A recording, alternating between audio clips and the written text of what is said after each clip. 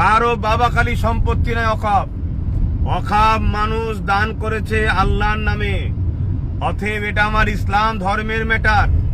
আমার ধর্মের উপরে আঘাত দিবার অধিকার দেশ কাউকে দেয়নি, সংবিধান কাউকে দেয়নি। এই বিল কোনোভাবে লাগু হতে দেওয়া যাবে না। আর এই বিল যদি লাগু হয়ে যায়, দোদকে মরার থেকে একেবারে মরে যাওয়া ভালো। তাই সময় আছে, চলুন। আমি ফার্স্টে আছি, আসুন না দেখি। বড় দুঃখ তো এটাই, যখন তাপ লাগে তখন তো লড়ে বসতে মন যায়। আপনার তো কিছু হয়নি। অনেক গাল দিয়েছেন দাদা হুজুরের আওলাদ নবীর খানদানকে, অনেক গাল দিয়েছেন।